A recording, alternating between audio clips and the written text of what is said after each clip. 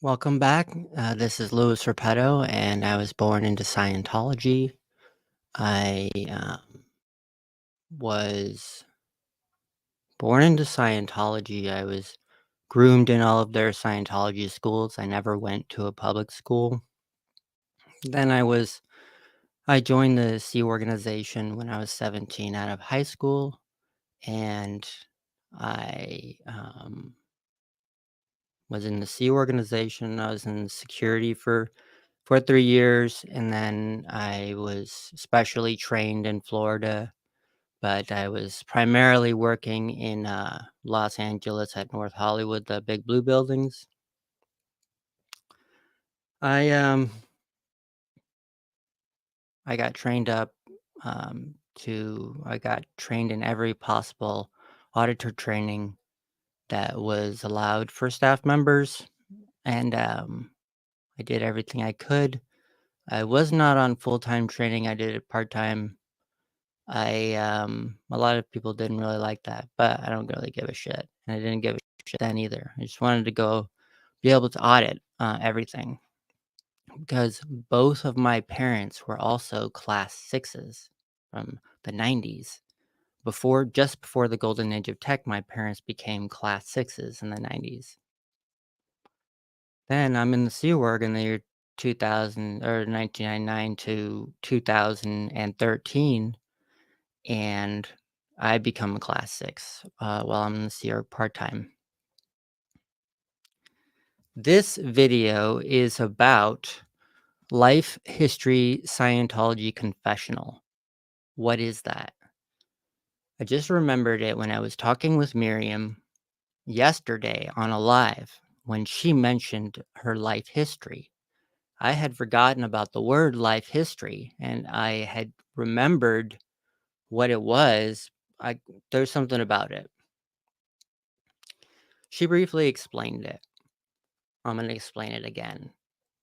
Basically, it's when you get into the Sea organization or any staff, I believe 2.5 year contract, 5 year contract, Sea Org member contract, billion years. That was what I was in. Well, when you get into the Sea Org, you got to do this life history. And you go on a computer and you fill it out, and it's 200 questions all about your life. And you just type it in the computer or you write it down, and they have a special little floppy disk that it's on. That was when I was there. Later on, instead of doing it just in your writing, you write it down and you type it in the computer, but you also get a confessional regarding it. And this confessional is what I totally forgot about because there are a whole bunch of these life history confessionals that you have to do while in the Sea organization. Um, you do have to do it when you're a staff member, but I believe that there are more questions on the Sea Org member one, and you have to do it more frequently in the Sea organization. But I've never been on Class 5 org staff. I was only in the Sea Org.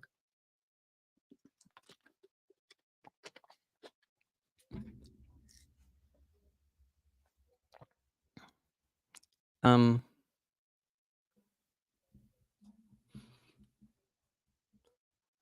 okay. Then these life history Scientology confessional.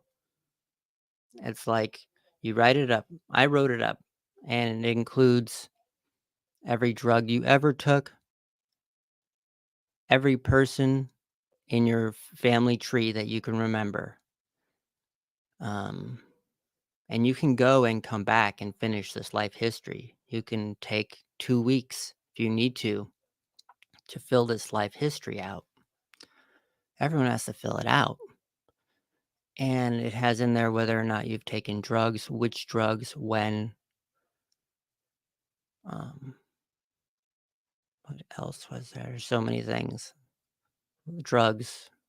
If you've ever had um, physical connections with your genitalia with other people. Um, any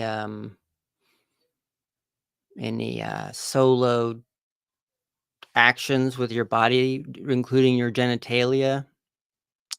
Um, all of your family members, whether or not they're antagonistic to Scientology, if they ever have been, what was the handling, when was it, who is included in that.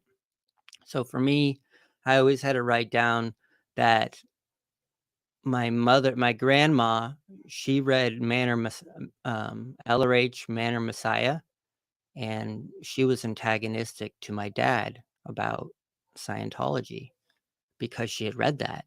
So my dad told me that he handled my grandma on this by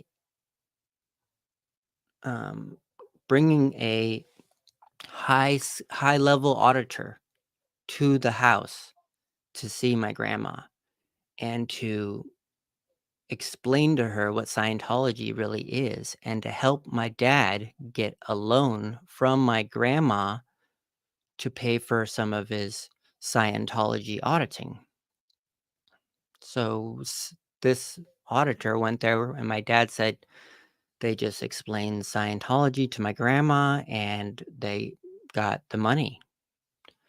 And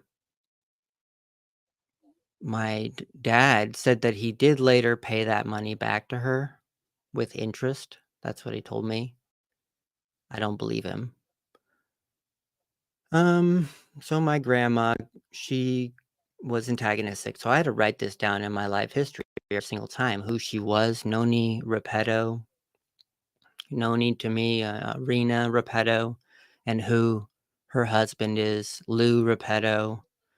And then I had to like write down who all my cousins were. So like all my cousins are in there. And if I had their information or if I didn't, I would have to call my dad and like get like their addresses and stuff.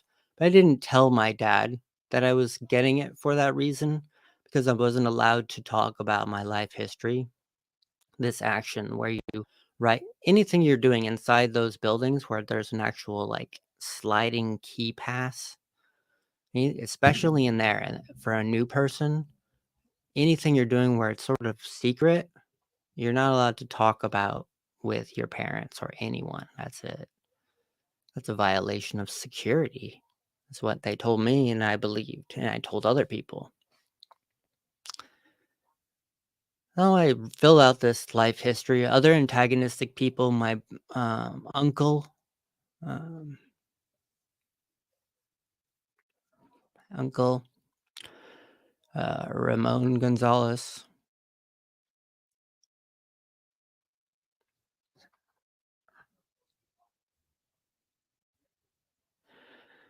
So I'd have to write down in there about my uncle and how he was antagonistic. And my mother told me how she handled him, sent him a What is Scientology book. And she tried to handle him and just say, hey, be good roads, good weather, or else we're gone. And, we're going to be out of here. That's what my mom told me. So I was convinced that it was handled. And it didn't affect me whether or not they were antagonistic because they were just um, I was doing the greater good, being in the Sea Org and helping the planet and um, freeing the world and shit like that. So, filling out this life history, I just realized that by filling out this information about who's antagonistic, when it was, not only does it tell the Church of Scientology everything that has ever happened to me regarding Scientology and any connections I may have, but also it tells me that these people that I'm writing down, I can't trust them. I couldn't trust my uncle. I couldn't trust um, my uh, my grandma. like, because I'm, like, writing these people down in the very beginning. Who's antagonistic, was have you ever handled, who has been handled, stuff like that. And so my parents sort of passed along to me this good roads, good weather approach to handling my relatives. And so because I couldn't even tell my parents about what was going on in the Sea Organization while I was there with me, I fucking sure couldn't help tell my relatives. They were antagonistic basically. So, oh, kitty. So, that cat is here. And, okay. So I was writing down all this stuff about, in this life history. Now, I did this life history every year. I filled this life history out, got better. I got on the computer and I would just update it. They finally kept my original stuff. And all this time, I'm typing in my life history, you see, in this little floppy disk, and then they telex it, which is like Scientology supercomputer shit they do to hide everything. Telex. I know it's a real thing, guys, people, but yeah. Oh, Ideal Borg, aka Theo Bilf. Greetings, friends. Thanks. Okay, back to the confessional. I started delivering myself to other people this life history Scientology confessional. It is a session. However, at first it was being done uh, like this. He would say, I'm not auditing you. This is the session. Then I'd ask you about your current information, like your rudiments and your problems and anything you've done bad lately. These are just things that are happening lately. Then I'd grab your life history and I'd put it in front of you, and you're holding the cans like this. And I'm sitting across from you, I've got you on the meter, and I say, I want you to look over your life history, and we're going to go through each section. I'm going to ask you questions on the meter about each of these sections. And it would take about 10 hours to do a life history Scientology confessional on someone. Some people got it for many, many hours, 50, 60 hours of their life history Scientology confessional. Mostly I heard of it, the life history Scientology confessional, being during the time of when you're going up to another level of confidentiality within the Sea Organization. You have to do this, ow, gosh, you have to do this check in order to make sure you, man, the cat just like stabbed me. It's a life history Scientology confessional. Um, you have to do this check for so many hours with a really good auditor, not just someone who's been here for a few years. No, by someone who's like an expert, perfectly trained to do exactly what L. Ron Hubbard said to be done in order to get this exact result. So if you wanted a result on someone to happen in their awareness, you could just do certain steps to get it. If you just do them exactly like L. Ron Hubbard says. Now, these people would normally be like, they call them veteran auditors. They've been doing confessionals for a long time, like years, tens of years, hundreds of years, millions of years. Just kidding. Back to this, tens of years. So they would be doing it for a very long time. Now, there were other ones, the newer ones, the ones that were, trained by Florida and Flag and stuff, and they were, like, the ones that would audit the celebrities. I remember these people were all, very good-looking, beautiful women and men who were expert auditors, like, had flawless communication, meaning they didn't, like, fart in the session, or they didn't, like, flub, or they never made any mistakes, and they always did exactly as L. Ron Hubbard intended, and these are the ones that would do these life history Scientology confessionals, and it would just be a bunch of questions about their life history, but think about it. They're doing confessionals. How is the confessional brainwashing the person? I think it's because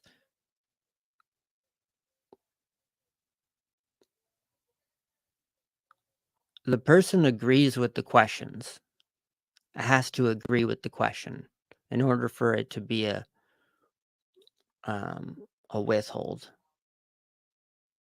Um, so if you can get the person to understand the question and agree with the question, I think that's a huge, huge part. Like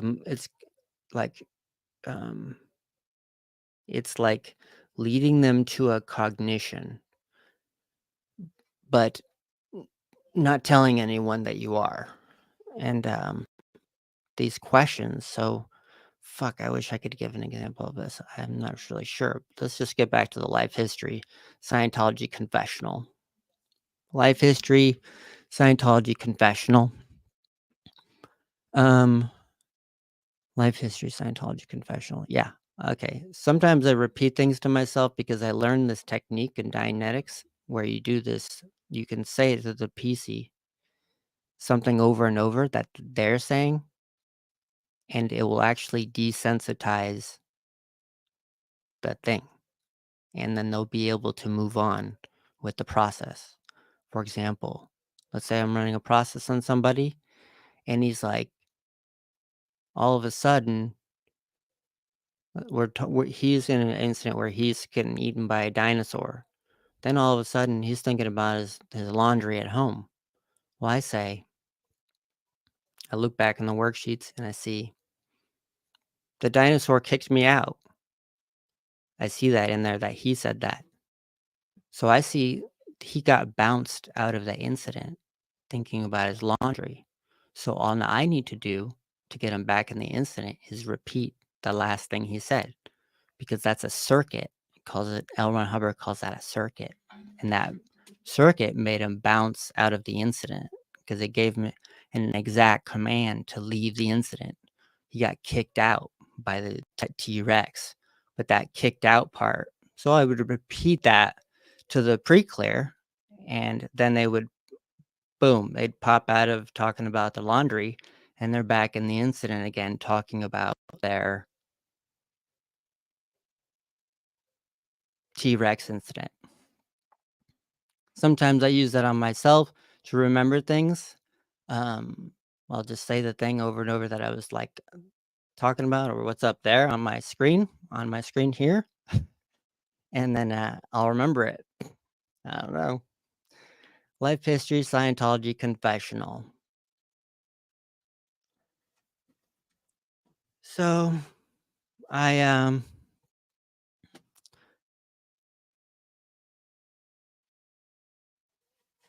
I was I'm on my way. I'm doing all my life histories once every year. Then I'm typing them in. Then I'm getting audited on it. I got audited on it for 10 hours, about one.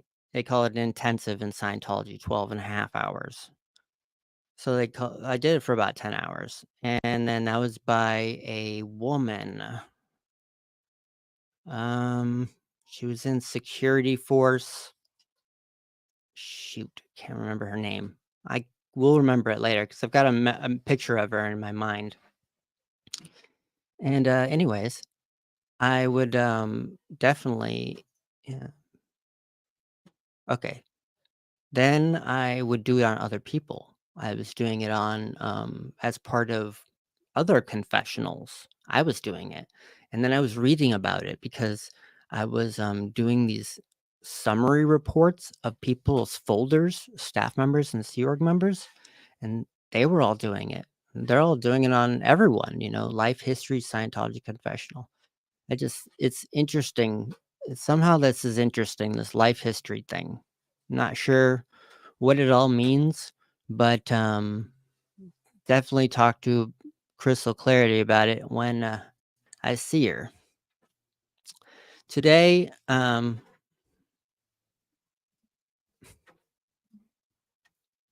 today I watched a few videos on YouTube. I watched Liz Gale live, and thank you for doing that live. I should have gotten my ducks in order and had her thing up, but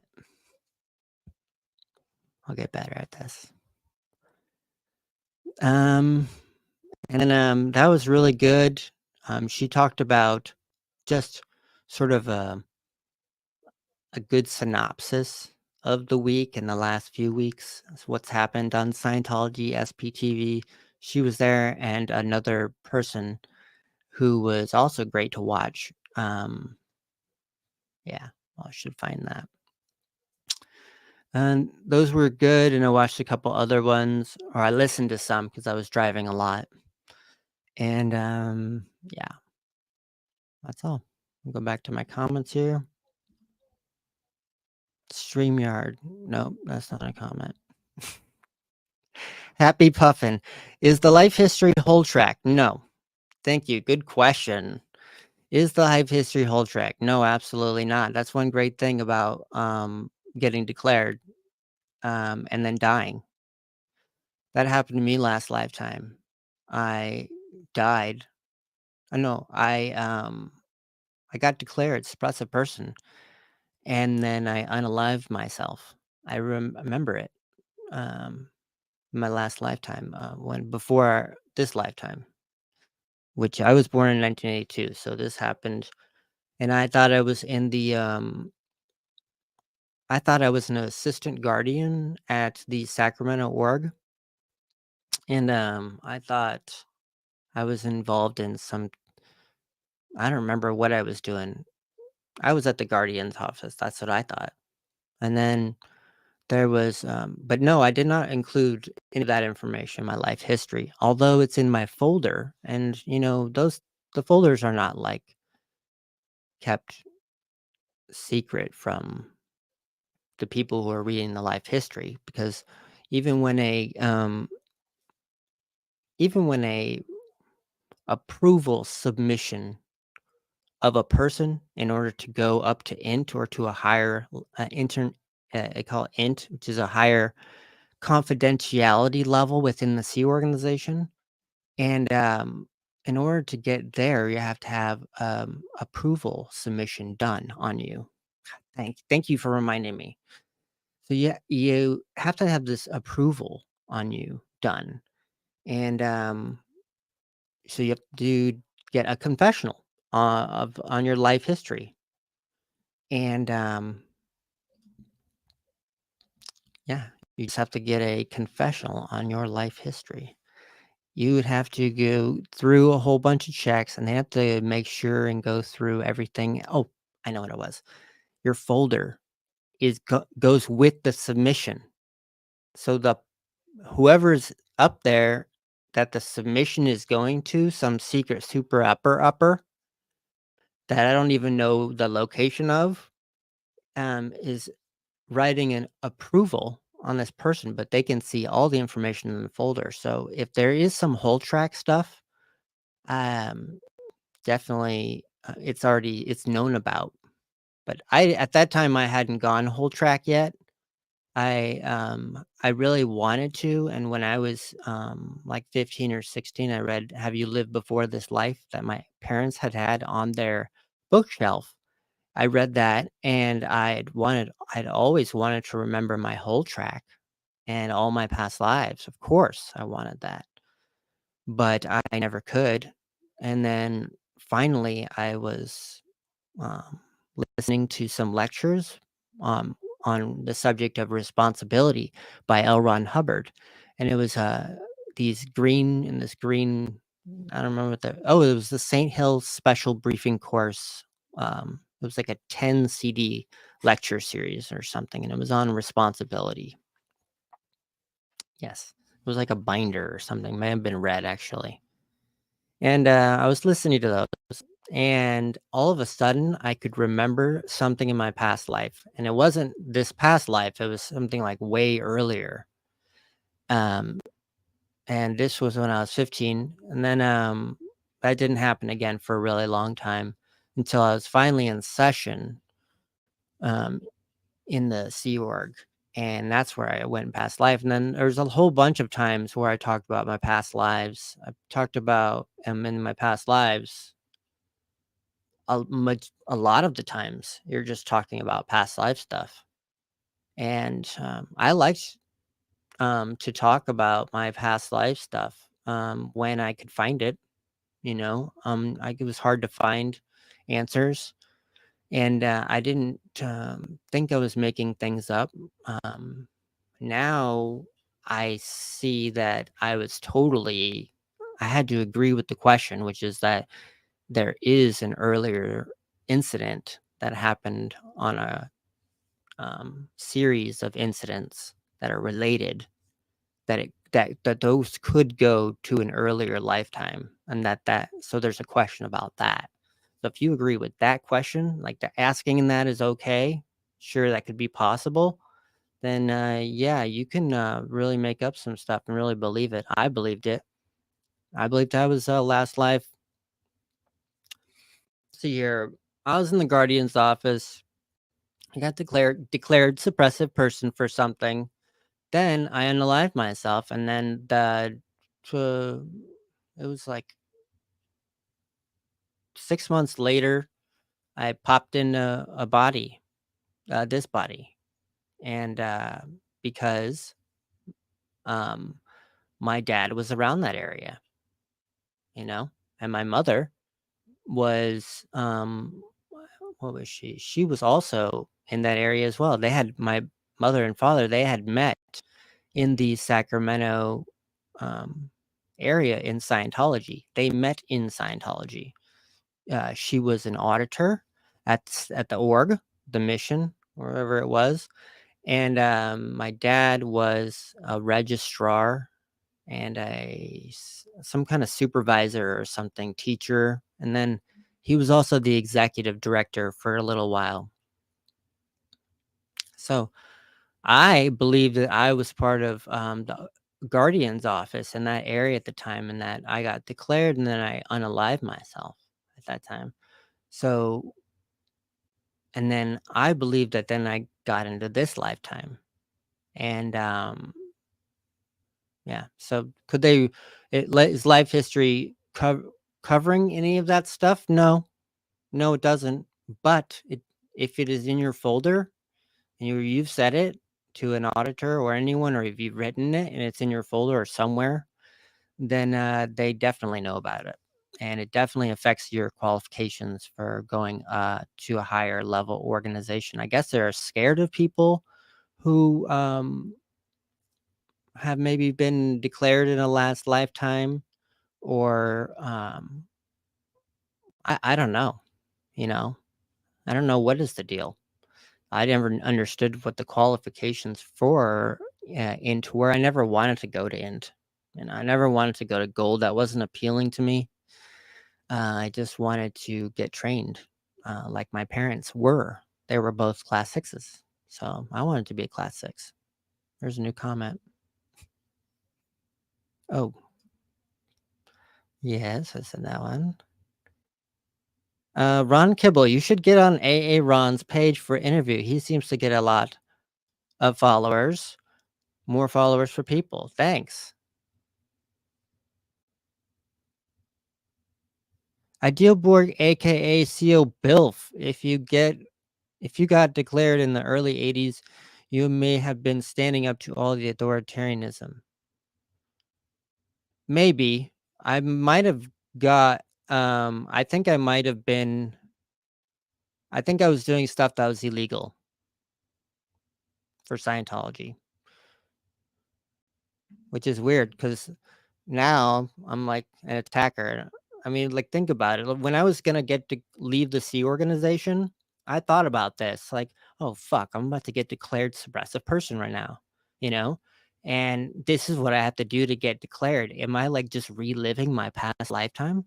Am I gonna fucking go out there and unalive myself because I get stuck in some weird WOG thing that I've never even heard of?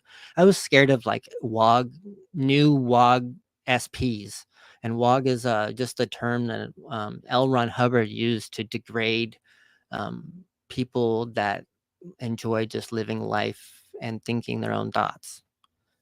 So that's a WOG. So when I thought was like, "Oh shit, am I gonna relive this past life thing that happened?" Like, fuck. God damn it. Just my luck. Fly Family. Got here late, but should catch up at 1.5 speed. Dope. Yep. So life history, Scientology confessional. Yeah, I talked about my past life. That's not the only past life that I remembered because I really think my downfall, where like my whole like um I don't know, or what led me out of the Sea organization. I shouldn't say it's a downfall because when I was in Scientology and Sea organization, I thought it was a downfall, but really it was an upfall. I was like, maybe because maybe I just had to go so low in order to get out of there. Because I just was like, I need to leave the Sea Org. I need to leave the Sea Org. I can't stay here. I can't. I felt like I felt like anything I do there, it's, yeah, I wanted to leave. I wanted to leave there for sure. I don't even want to, it's like, God, yeah. So this is leaving Scientology. Other bad, what was it? Um, other past lives. So that wasn't in the confessional. It wasn't in the life history confessional. But you know what? I should end this soon, but I don't care. I'm just gonna keep going. Um, fucking, what was I gonna say? Oh, last life shit. So that was when I started going last life on in 2002 or something, and they even ask you about that. Shit, let me put that banner back up there. They even ask you about whether or not you've gone whole track, which means have you recalled anything from your previous lifetimes? Um, but they don't call it your previous lifetimes necessarily. L. Ron Hubbard doesn't call it that. He says go whole track or you've gone whole track. I feel like that's a more of a thing because more technically you're sometimes before this lifetime, you weren't just living a lifetime, you were just living. And so without a body for a long time, you lived without a body. I thought I lived without a body. So I also ran incidents on my whole track running recall in my auditing when I was talking about when I didn't have a body and I was going around. I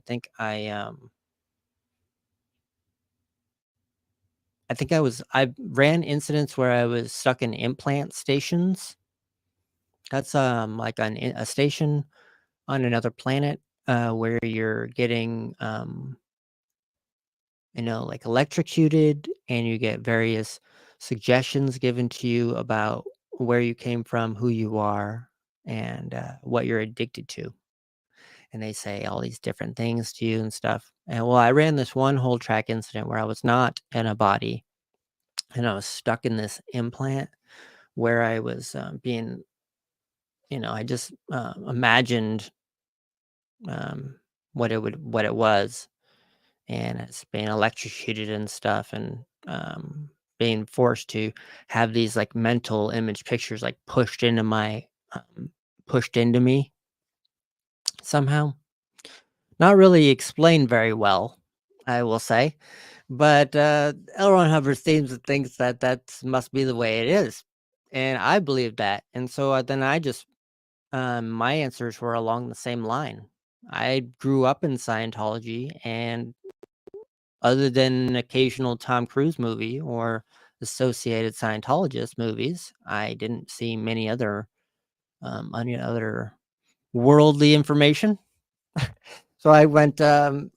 My past lives have to do with mostly things that L. Ron Hubbard's already kind of detailed, but just a different version of it.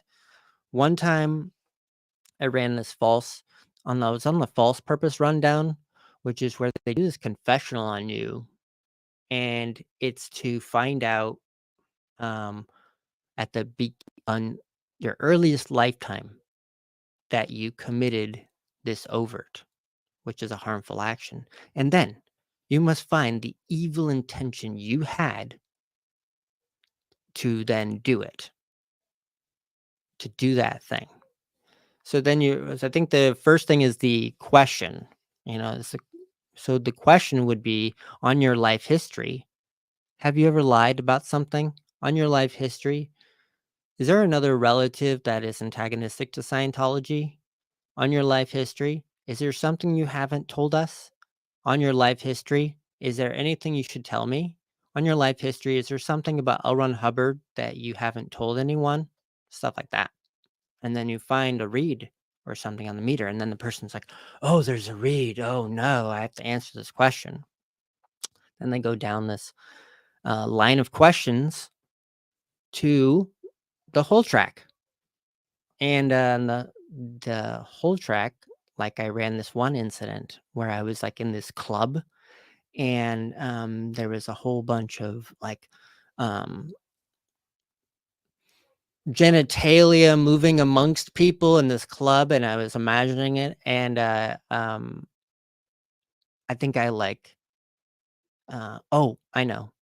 I think I got somebody, and then I implanted them, and then they asked me. Then the auditor asked me, "So, what was the confusion that you had? What were you confused about?" And I was like, "Oh man, I just wanted to blast them. I wanted to blast them." And then the auditor's like, "Oh, that's an evil intention. That reads on the meter." And then I'm as a person like, "Oh, wow, I didn't realize I had that evil intention, that was really me, that I really wanted to do that at that time, and that's connected to all these ones that are current overts on the same chain. So present time. I didn't even realize that I wanted to blast them applied to present time too.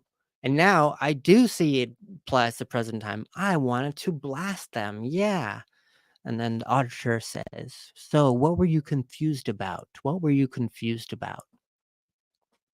Well, I remember that incident. I said, "Whoa, I don't know. I think I was being drugged by somebody, and I got this needle in the back of my head." I was like, "Oh my gosh." And the auditor said, "Well, tell me more about this confusion." And because, nothing spectacular has happened on the e-meter, the thing that's supposed to confirm all of this. Nothing has happened yet. So the auditor's like, "Oh, what's the confusion? Or what's the confusion?" I go, "Oh, I don't know. I don't know what's the Well, I just remembered it. He hit me over the head. The psychiatrist did. And then I implanted them. And I had that evil purpose. And I no longer have an evil purpose anymore. I feel so good." And the auditor is so smiling, writing down, "Your needle is floating," and I was like, "Oh my god, I love this. I have no more evil purpose, and my needle is floating." And then I'd go to the examiner, and I'd just be so happy. And that's where that I get a lot of that false purpose rundown. So this whole time, false purpose rundown in Scientology mind structure, it doesn't even erase the evil purposes. It just untriggers them. That's what he says false purpose rundown is. It actually does not um, erase the evil purpose from your, like, it can come back. That evil purpose that you said, that can come back to you and make you act in bad ways. There are later auditing that you get on the on in other places on in Scientology auditing, brainwashing, where you can erase the evil intentions, and you can do it on this.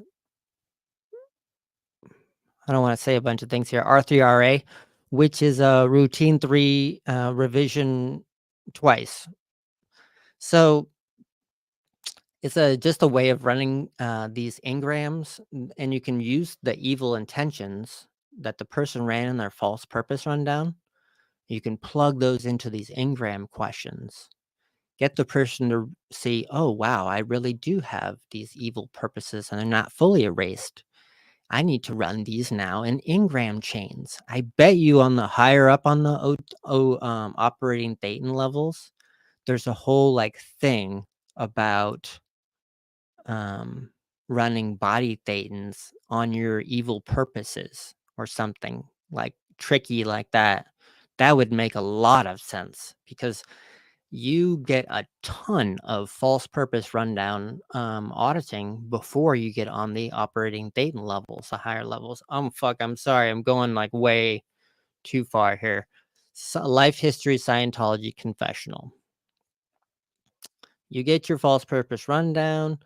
And in your life history, you have to also talk about all of your auditing actions and all of the gains you've had, and an essay on why you joined the Sea organization, um, and when you joined, and who recruited you. Oh my God, it just goes on and on. Every physical thing that's happening with you. Oh gosh, to cover my little short hairs.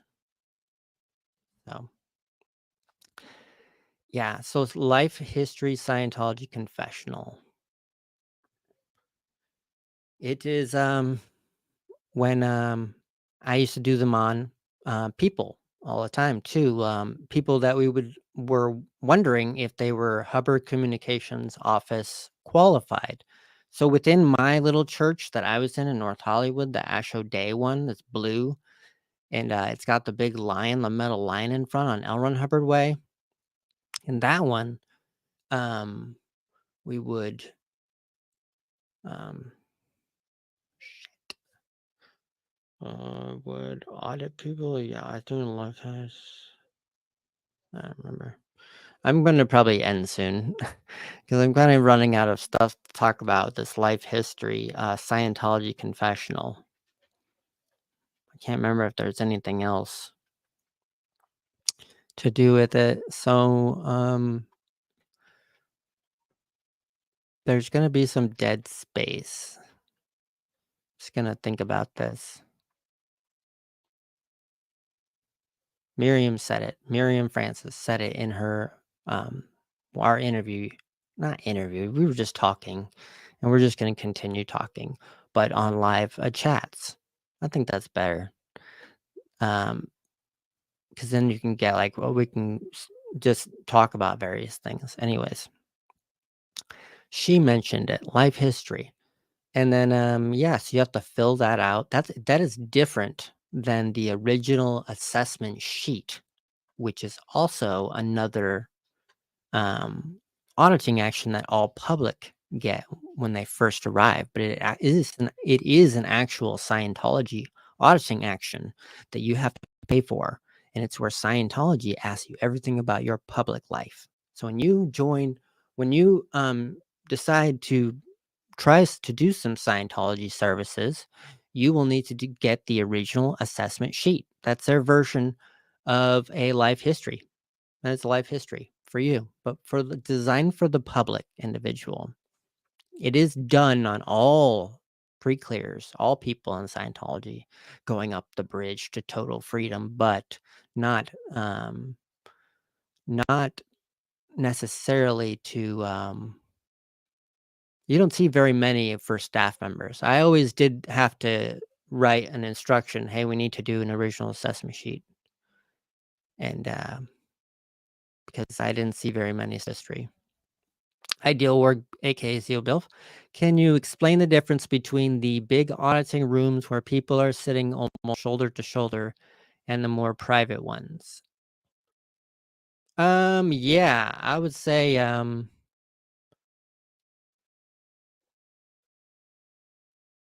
the thing where I'm Louis Sorpeto, and I used to go to LA Org, which is the church next to me, and I used to work at ASHO, and I used to go to LA Org, and I would sometimes help their supervisors with the auditing. And in the lower level orgs, this LA Org, they had to do more like book one auditing, which is like with a book, so they're across from each other, and they would be sitting next to each other, and everyone would be in the room. And so if you're not comfortable being there, then you have to pay for special auditing rooms for that. Now, a private one is just a higher paid, you so sitting in a big room, that one would cost like $50. Excuse me. The yeah, that is the difference. Simply, it is the cost. So if you're in a big giant room, there's a bunch of people there, then you're probably paying like $50. Or if you're in my church, which is the C organization, because this one I was talking about was the class was a 5-year contract organization. God, this is so complex. I'm sorry, I'm making it complex. So the class 5 organization, they only deliver lower money. That's what it is. So these class 5 orgs, they would only deliver lower priced services. But once you got to my org, which is a higher priced service run by the C organization, you would have to pay for a course where you were side by side, even in a big room. That's $2,500. That's a single course. But you usually have to buy it in a package of like $10,000 or $25,000, more like it. So, but in a private room, and that's $25,000 for a series of courses that might take 6 months. So you could go in there and you could theoretically um, just go as long as you want, sitting in that big giant room, talking with everyone. All the talking in there, and they're all doing their all sessions and stuff. Whereas if you went into the org where I worked in and you wanted to do get into a private room, that would cost $4,000 per 12 and a half hours. You see, that'd be 12, four, yeah, $4,000 for 12 and a half hours. So that would be a private room. So Ideal Board, aka Seal Bill. Thank you, Lewis. Thank you. Ron, Kibble. Seems odd they would have a site in West Hollywood with how they view gay people. Yeah, I don't know. It makes sense why they have the Hollywood one because L. Ron Hubbard believed that the whole art industry, creative industry came from Los Angeles and Hollywood. I don't know if that's true, but I believed it. So they would rather be in the getting the celebrities. And even though they have this like really awful opinion of gay people. Yes, seems odd indeed. Yes, life history. Sometimes, thank you for reminding me, Ideal Borg, aka CL Bill, on the life history. Sometimes people would be getting these life history confessionals in those big rooms where there's a whole bunch of people next to each other. And so sometimes you would just see your friend in there getting the confessional, and they'd be having to talk and stuff. And the session next to you could be 3 feet away. And they're all on the meter. They're all using e-meters. In order to use an e-meter in Scientology, it costs $2,500. Plus, you have to have a spare e-meter in case you're one e-meter, and you can't go in session without a spare meter. So you have to have both e-meters, or between you and your partner, you have to have 2 e-meters. My partner, David Lipchick, when I was like 12, he was left-handed, so he had to have 2 left-handed meters, and I had 2 right-handed meters. That's a lot of fucking money. So we had to get we did the life history Scientology confessionals inside those big rooms because in the Sea Organization, the rooms, the private ones, there were none. There were no private rooms until 2009. We had to do these confessionals on the staff and stuff while they were not in these public rooms with the public and the paying public. So Sea Org members and paying public were like mixed. So we didn't, these people that I was auditing and stuff, they didn't even have privacy. It's fucked up. Selena Camoir. Sorry if I messed that up. Oh, hey, Lewis, I found you through Marcus and Theta. Sweet. Thank you. I don't know what to say. I guess that's good. Selena again. Hello, chat. XX. Sweet. All right. I'm new here. I'm just getting used to this, the hang of it. I'm gonna go off soon. I'm getting really hungry. And I will talk to you all very soon. Thanks for watching, and thanks for watching on the replay. Be sure to like and subscribe. It would I'd really appreciate it, and it would help on the notifications, like as far as YouTube goes and stuff. Thank you very much. Your needle is floating.